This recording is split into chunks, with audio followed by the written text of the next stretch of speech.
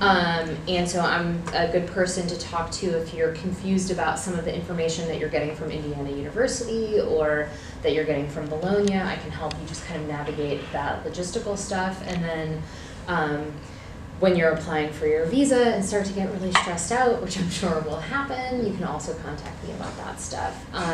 With me I have my colleagues Julie Gamsey and Meredith Connolly, who are both academic advisors for study abroad. About today though are logistics related to immigration, that's very important, and then the academic design of the program, which you can expect in the university classroom. Has anybody taken courses at an Italian university? No.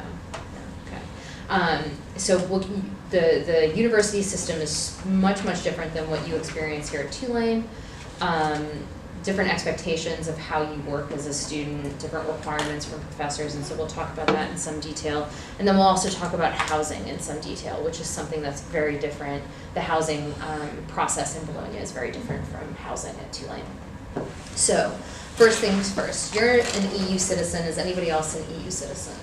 Great. So you guys, you're both citizens with an EU passport, but an Italian passport, right? Mm-hmm. Okay, great. So you will still have to register.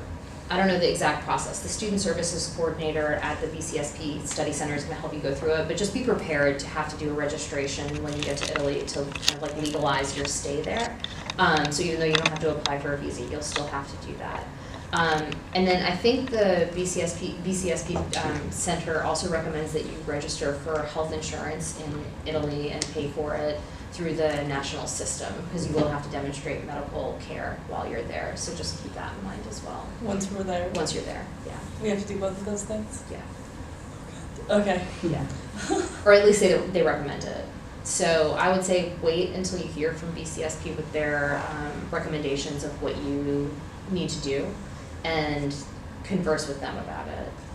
But just be prepared for having to do something related to immigration. Okay. Okay. For you guys, you'll both have to apply for a visa. Have you ever applied for a visa before? Okay. Applying for a visa is not the best, unfortunately. So unlike your passport, your passport is your U.S. kind of government issued document that allows you to travel throughout the world. But then every country has the right and the ability to put certain restrictions on your travel into the country, right? And so Italy, if you're going to go to Italy as a student, you have to apply for a student visa. You'll have to apply for a long stay visa, which is a visa that gives you permission to study from anywhere from 91 days to 365 days. So that's the visa that you'll need to apply for. Because you're students at Tulane, you can apply at the consulate in Houston, or you can apply at the consulate that's in the jurisdiction of wherever you live in the U.S. So where do you guys live in the U.S.? I'm from a little bit outside of Boston. Boston? I'm from Alaska, so I don't really know what to do. Unfortunately, that's really interesting. So is there an Italian consulate in Alaska? No, absolutely not. Not girl. Maybe in San Francisco. Would be the closest. No, would be the closest. You don't think Seattle maybe? I doubt that Seattle has. That's bad. That's not good. There's not a French one in Seattle. Yeah, there's not a French one in Seattle. I think it's pretty unusual over there. So let me talk about the visa first, and then I'll talk about some options that you might have. Okay.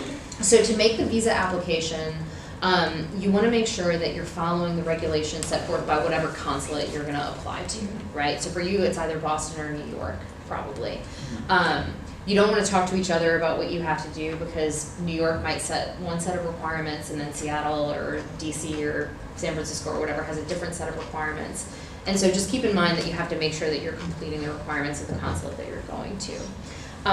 Some of the things that are typically asked for that you might need to provide are copies of like your driver's license, copy of your passport in addition to your actual passport. You might also have to provide some proof of financial sustenance while you're going to be in Italy. And the consulate in Houston, for example, says that you have to provide proof that you have $800 per month that you're going to be in Italy to support you while you're there.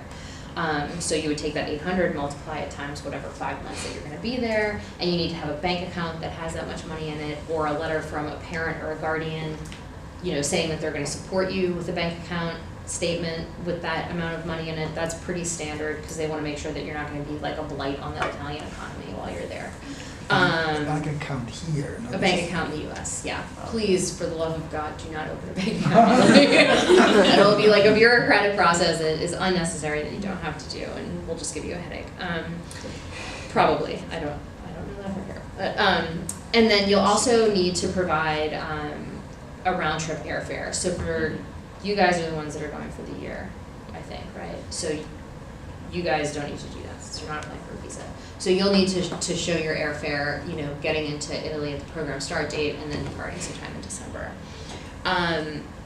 The other thing that you'll need are 2 letters. One letter that you'll get from our office that we'll produce, and then another letter from the University of Bologna, and both are kind of like admissions letters. So the letter from the University of Bologna that'll come from Indiana by way of our office, that I'll let you know when it arrives, is basically going to serve as proof that you've been admitted to the university to study as a visiting student. It's kind of like what the Italian government's going to use to help believe that you're going to Italy for the reason that you say. The letter from our office is going to indicate that you're a full-time Tulane student, you're going to stay registered at Tulane while you're in Italy, and that you're paying tuition directly to Tulane, and that we're paying your university fees on your behalf, right? So those are 2 letters. I'm going to email you, hopefully before the end of the semester, to tell you to come pick up these letters from our office. Even though you guys don't need a visa, you want to make sure and hang on to those letters, because if you get questioned about why you're in Italy, it just kind of demonstrates, you know, it's support for you that says, yes, I'm here to do the thing that I say that I'm going to do. In general, to apply for a visa, unfortunately, you have to appear in person at the consulate. I found that of the countries in the Schengen zone in Europe, so the Schengen zone is it's a group of 28 countries, I think, that have agreed to allow free travel between the borders in the EU. That Italy is actually the one that might allow you to not have to go in person if you can get the local Italian consulate representative to sign off on your application. And so I know in New Orleans we've had an Italian representative here. It used to be someone named Arnaldo Particetti, I think that's right. Yeah, But I think it's he's probably, Yeah, I forgot. just the tour guide. We went to the New Orleans Italian American Cultural Museum, and the guy gave us cards. and he was like the Italian like the representative in New Orleans. Yeah.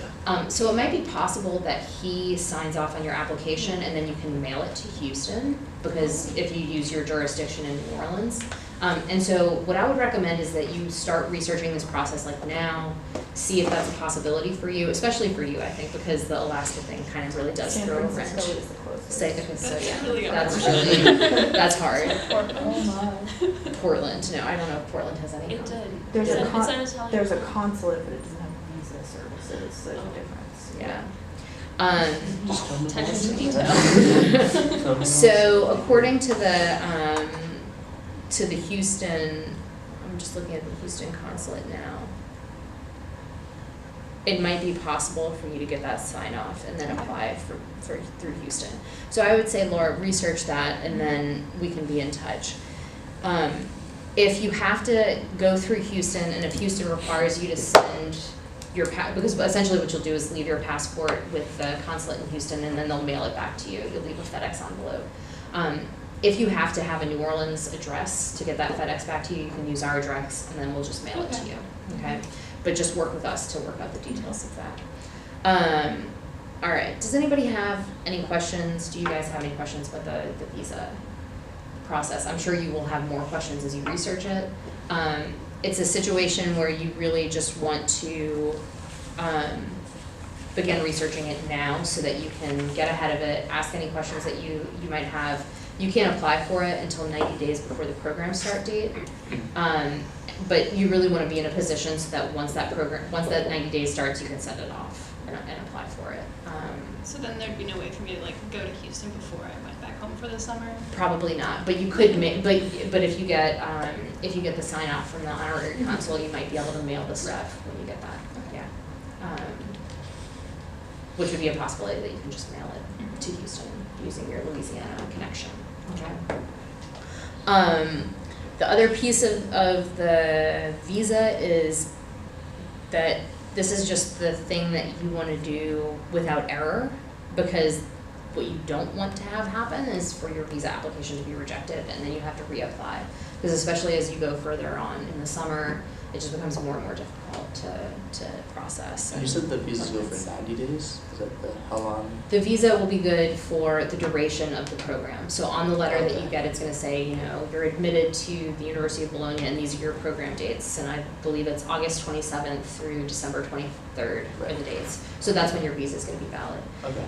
Your US passport, though, has an additional 90 days of validity for you to travel within the EU.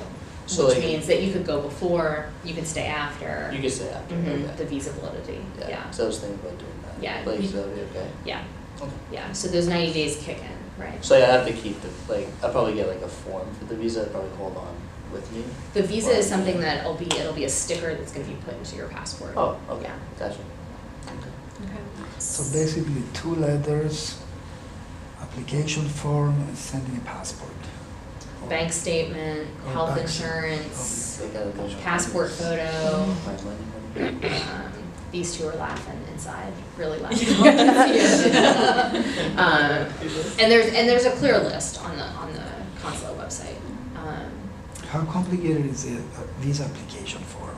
The form isn't complicated at all, Oh, okay. actually. It's pretty straightforward. Well, I got a Russian visa, so You got a Russian visa. just to visit for 3 days. And it was probably the most complicated thing you've Yeah. ever done. The thing that's crazy about it is that we can enter Italy without getting any kind of visa just to visit, but there are some countries that you can't even visit without getting a visa, so Russia is one of them. You also have to get an invitation from your hotel in order to be allowed to apply for a visa. Wow. Well, Really? Oh, interesting. So it That's- could be. So I don't think it's gonna be that bad, really, especially when you're gonna have your admission letter at Yeah. the university. It is worth bearing in mind that just because of kind of the influx immigration situation in all of Europe, really, that just more and more European countries are being like extra vigilant when they review visa applications, which is to say that I just make sure that you do it all correctly, right? Because they're looking, I think, for reasons more than ever to reject visa applications. Sweden, I think, for 3 months just stopped issuing visas, right? Just because they were just like, we just can't deal with this right now.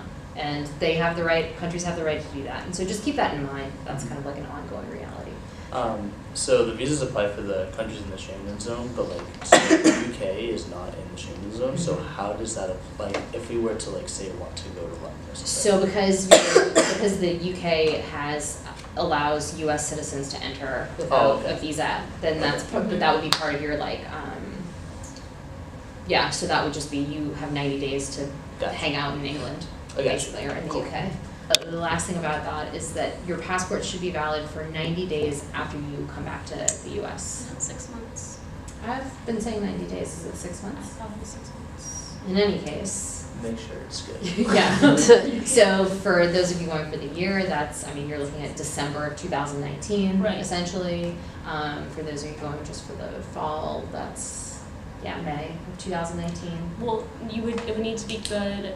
Through that 6 months after. Right, Yeah. exactly. Your passports, yeah. People have had issues where it was 5.5 months their passport was valid for, and they weren't allowed to come Get their back visa in. application. No, I mean Come into the United somehow States. they got abroad And they couldn't come back into the and they United couldn't come back States. because it wasn't valid for 6 months. Good. So don't find yourself in that situation. If your It's passport valid is for a close to year expiring, just go ahead and renew it. Yes. And renew it sooner rather than later, so that when those 90 days start, you can just Yeah. go ahead and apply for your visa. I have a question. Do you recommend that they carry photocopies of their passports in different bag? So what we've been recommending to students actually is that they upload a photocopy into the cloud somewhere. So Oh, whether they okay, email it to yeah. themselves, Yeah, that's and this good. is not just your passport, but really any important document. So the passport, the signature pages of your passport, a copy of your visa, a copy of your driver's license. You can do this with your credit cards too. In case you lose the number of lose your credit cards, then you have the numbers and the phone numbers to call and stuff like that. And then also the letters that you get from our office, that's another thing that you probably want to scan in and just upload or send to your email or something like that, so that if you lose them, you have access to them. And then we'll talk about this a little bit with academics, but that's another thing that you can do when you're coming home with your papers and your syllabi and stuff like that, is just scan them in and upload them so you're not coming back to the US with like stacks and stacks of paper. So yeah, that's what we recommend for that. I have a photo of my passport in my cell phone, which was great last week when I forgot my wallet and I was trying to get into the Ryan Center. So it was useful, but I don't think it's a good idea because if you lose your cell phone, It's they can dangerous, steal your yeah. passport, which is as bad as having a separate photocopy. It's better to have it in the cloud, like Emily said, so you can have access to it from any computer or internet, but nobody can actually get to it. So in case you lose your passport, basically, or any of the documents, Yeah. so that you have proof that you have ID, forms of identity accessible to you. Yeah. And likewise, when you get to Italy, and you'll get a permesso di soggiorno of my Italian, soggiorno. But essentially your residency card. That's another thing that you want to make a copy of and just to have it in case you lose it or in case it gets stolen. Okay, great. So that's all that logistical stuff. Let's move on to talk about, I guess, academics. So nobody here has taken courses at an Italian university. The program is designed for students that have intermediate, advanced, or higher Italian language skills, right? So it's in a very it's an Italian immersion program. The idea is that you're speaking Italian, you take an Italian language pledge, so the idea is that when you're talking to the other American students on the program, you're talking in Italian. When you're speaking to the resident director, Dr. Ricci, you're speaking in Italian. When you're negotiating housing, you're speaking in Italian. And so just kind of prepare yourselves for that. I'd like to think that that's why you guys are going on this program, right? The program in the fall starts with a pre-session program, which is part orientation and then part language class. And so for this intensive language class that you do at the very beginning of the program, over the course of a few weeks, you'll earn 3 semester credits for that program. And it's a language class. I'm not sure what it comes back to the Italian department as. Well, we require students to take one advanced language class, which is the one that I think you're all taking right now. It's called Advanced Conversation Acquisition. It's the number 3130. So, but if you study abroad, so let's say if you don't study abroad, that's the only advanced language class that we accept counting towards the minor or the major. Other than that, we accept other kinds of courses. But for students who study abroad, because they have an opportunity to study advanced language in the culture, we accept an additional advanced language class to count as the major or minor. So in this particular program, you have to take the pre-session, as Amelia just said. But then almost all students during the semester, the pre-session is called pre-session because it's before.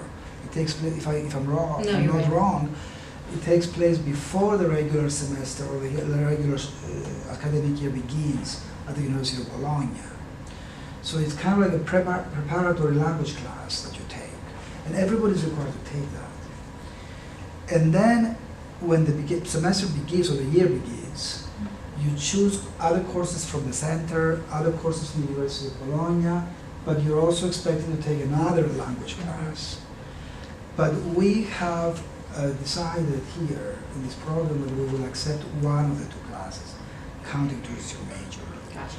Because the pre-session course is something that everybody has to take who goes in this program, even if they're not studying Italian. In other words, even if you're studying any other major and you want to go to this program, you have to take the pre-session course. But for the students who study Italian, we accept one of the language classes. Now, in very rare circumstances, a student is allowed not to take the second course for whatever reason, maybe because their Italian skills are so strong or they are bilingual and they've already. For example, I think that Luca may not have taken it. I think, but I'm not sure. But he's not here to tell us. He was supposed to be. So in that case, we accept the other course. As a rule, we accept the second course, which is called Advanced Language and Society. But if you're exempt from that, then we don't want you to feel like, okay, you went there, so you can, we can count the pre-session Pre-session, course. gotcha. So it's one or the other, basically. Yeah, so one additional advanced language course, in addition to the one you're taking here now, will count. So essentially, you guys will get there. You'll, as part of the orientation programming, you'll also take this pre-session language course, and then over the course of the semester, you're going to be taking a combination of courses at the BCSP Study Center, right? And those are courses, and the advanced language course is one, and I think there are one or two other courses that are offered.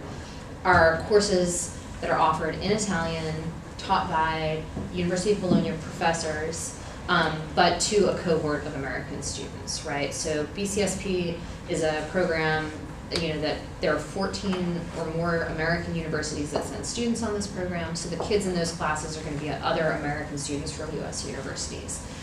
What that means is that the faculty that are teaching those courses are very kind of used to the expectations of American students, the US higher education teaching style, you know, the idea that you guys get to class at the beginning of every semester and you get a syllabus on the first day, and that syllabus has, you know, a schedule with due dates for assignments and stuff like that.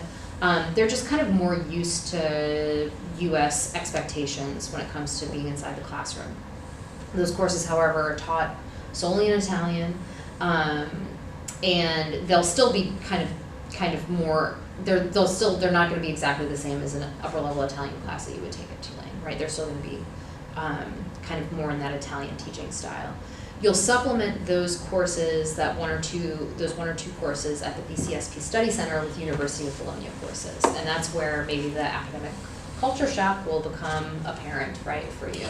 So, and this is where I really wish Luca were here, but you might be able to speak to what you'll experience in the classroom. So one thing to know about University of Bologna courses is that they, in general, don't end until January, right? So the academic calendar is September to January, and then February to May or June.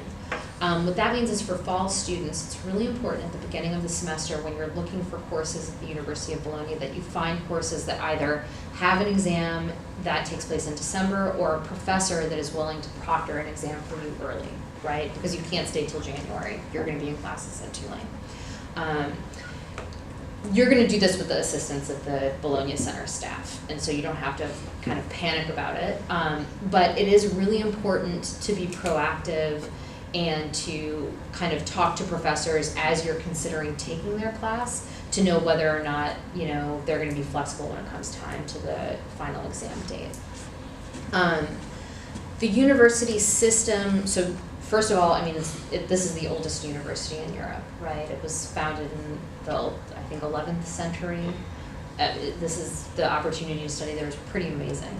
And you might feel like it's very disorganized, but what you have to keep in mind is that Italian students, and you guys might know this if you have like Italian cousins that are in university, they don't do this kind of like full-fledged liberal arts education, right? There's not a student that's a cell major and an anthro major who's also kind of studying Italian. That just doesn't necessarily happen in Italy. Basically, you do your general studies as part of high school, and then when you get to university, if you're going to study anthropology, you're taking a set kind of schedule of courses every year for the, I think it's the 3 years that you're in university, right? And that's how you get the equivalent of your bachelor's degree. And so your Italian peers are not going to be selecting courses from this department and that department, although you guys can.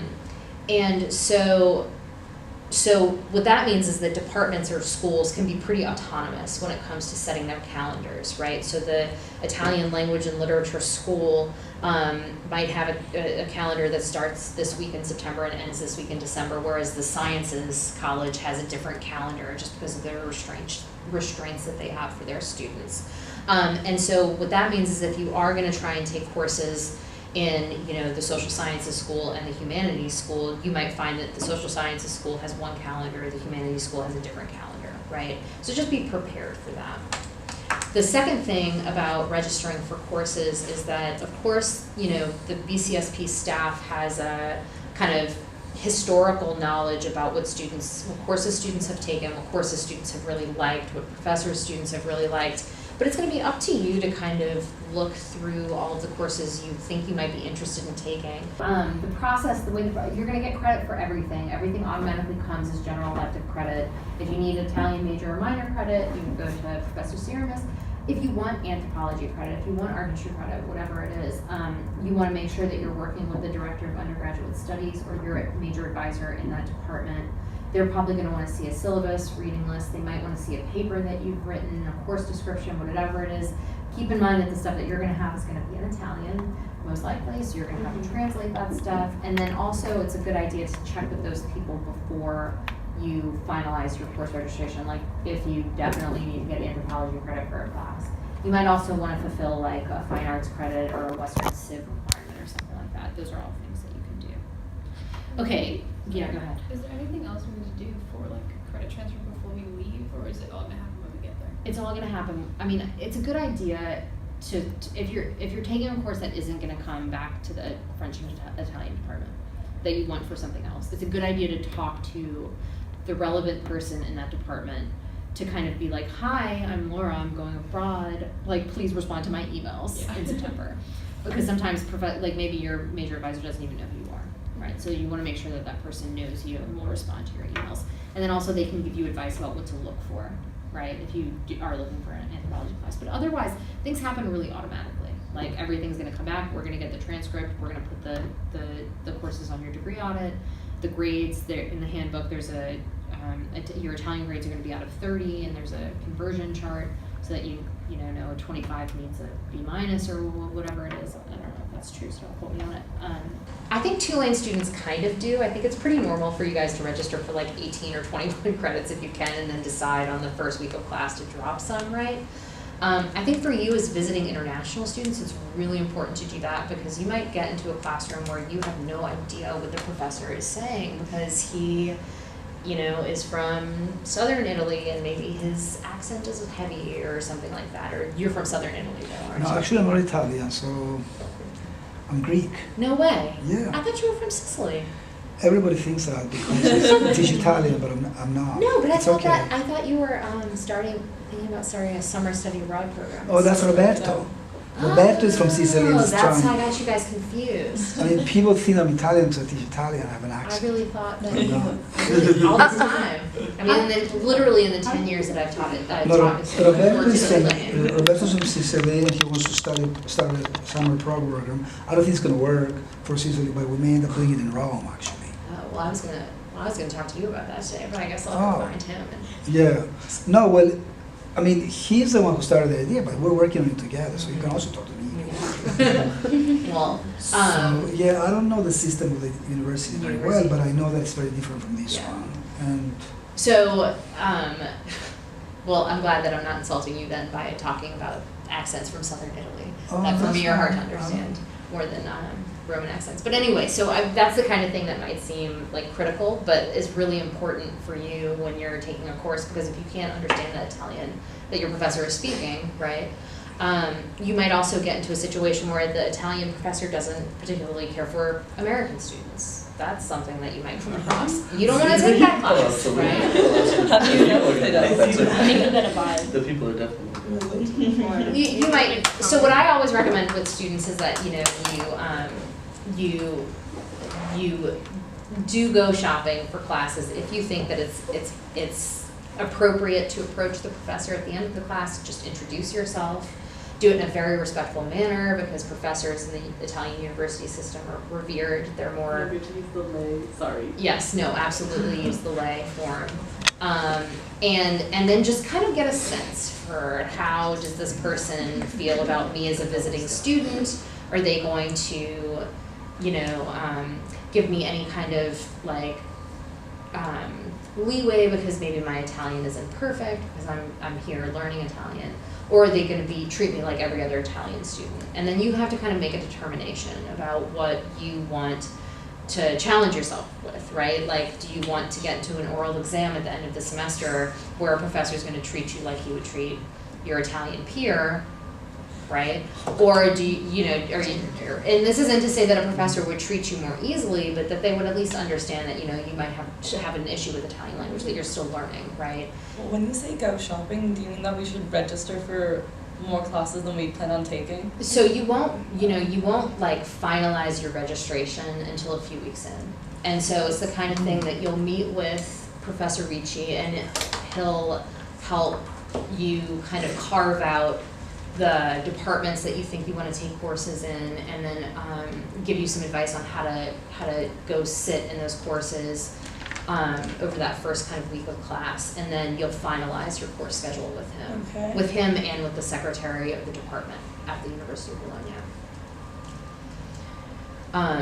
What that can mean is that it's very stressful for students those first few weeks, but the university is going to publish course lists on their website, and the handbook that I'll send to you guys later on today has those links in them. And so I recommend, they're probably not up yet because it just comes, like you guys, if you were going to be on campus in the fall, you'd already be registered, right? Italian students just register much more closer to the beginning of the semester, so those courses might not be listed until August. Yeah, or even September, I think. Yeah. Because they usually write to me and they send me the link of The course that they can in order to take. tell them if I count for if it counts for the major. Yeah. So it's usually around that time, Yeah. September. So just kind of be proactive about looking kind of regularly. You might be able to see the courses that were offered last year. Yeah. And that can be a really good tell of what's going to be available. Do you know how many courses we'll be taking at the university Yeah. versus how many we'll be Yeah. taking with? So in general, those courses, the Bologna courses, are 6 credits each, right? And so for a student to take, like depending on your Italian language level, like if you're in the fall taking 2, you have your 3 credits for the pre-session. And even if they don't count for the Italian department, they're still going to come back to 2 length, right, as your general elective credits. So you take your 3 credits for the pre-session, and then if you take 2 courses at the study center, that's 6 credits. And then if you take 1 course at Bologna, that's 6 credits. So that's a total of 15 for the semester, right? Okay. You can, if you want, let's say you take just 1 course at BCSP, you can elect to take 2 courses at the University of Bologna. But courses tend to meet longer, like more in-person contact hours, so that's why there are 6 credits and not 3.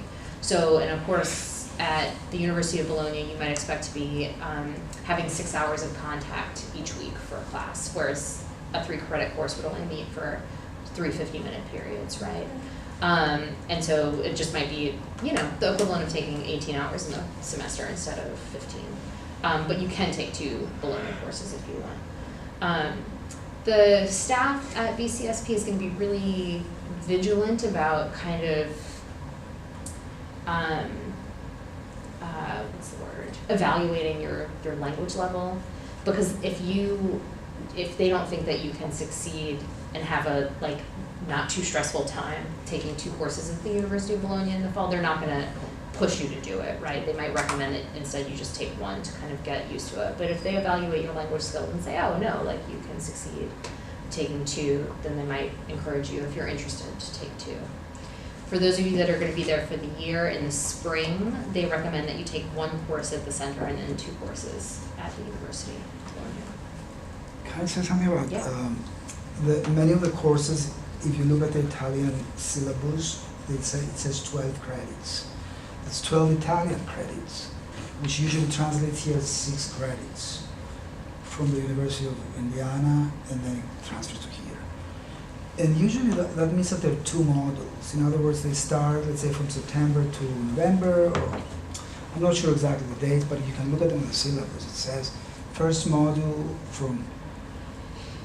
or else they start from September to December, but then they have other courses that says 6 credits, which here translates as 3 credits. And if you compare the time period of that to the larger courses, which are 12 credits, you will see that it's maybe a month and a half, and then a month only, from September to sometime at the end of October, and then from the beginning of November to the middle of December, something like that. So basically that's 1 module, 6 credits for Italy, 3 credits for us, or 2 modules, 12 credits for Italian credits, and 6 credits for us. So sometimes students even take one of the 12 credit, 6 credit courses, and another one that's 6 or 3 for us. And they take something at the 2 classes they take at the center, which will be the advanced language class, And then whatever. and history or film class with the Ricci. So I think that you can also take more.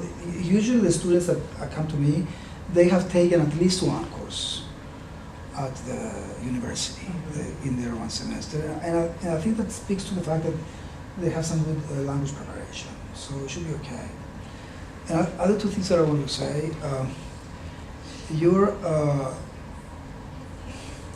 your experience of going there to study and taking a course at Italian university after having taken just a few semesters of Italian, it's very courageous, and it's also very adventurous, and it's a really very wealthy kind of a cultural experience.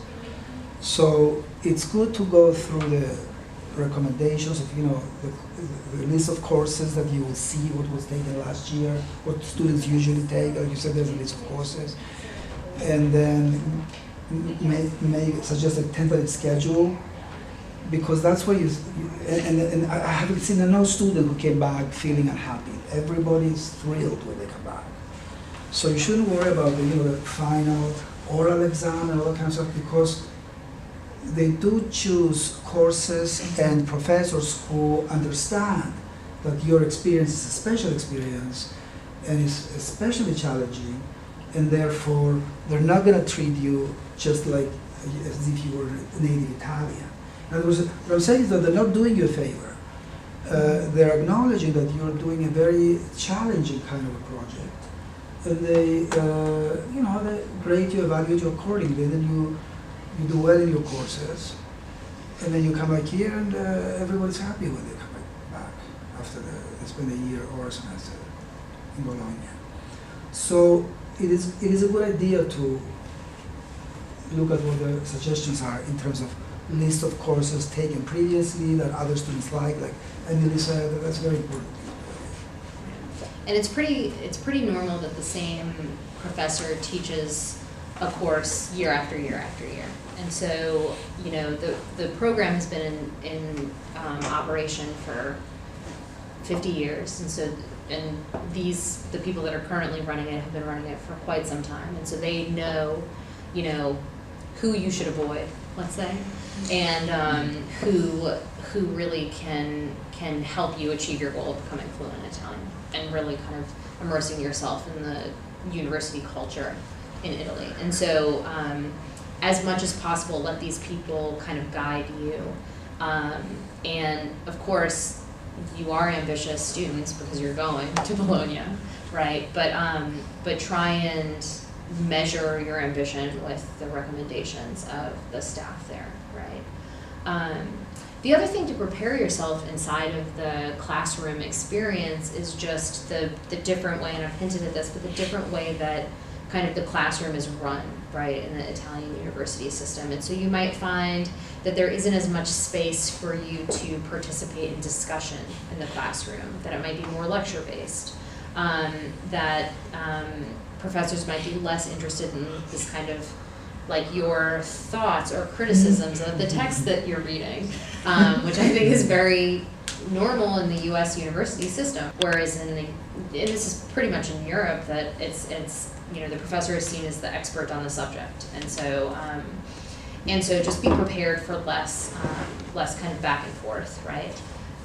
The other thing is that you might, at the beginning of the course, receive, instead of a syllabus, a reading list, right? And the idea is that, you're expected to kind of master the content on the reading list. And how do you do that? It's literally just a bibliography. The idea might not be that you are reading every single thing on the reading list, but instead that you're working with, either the professor or one of the professors in a smaller kind of discussion section to identify, what it is that is interesting or relevant to you in your pursuit of this topic on this reading list. And that kind of like subset of materials might be what you master. That might be what you end up writing a paper on. And then when you go into the oral exam, which will be your final exam, right? That might be the starting off point for the conversation that you have at the end of the semester that's going to determine your grade in the course, which is much different from how that works, the classroom works in the US, right? And the other part of it is that you're not gonna have, like, on this day, this assignment is due. On Tuesday, you have to turn in a one-page response paper. On Thursday, you have to have a quiz in class. That's just not gonna happen.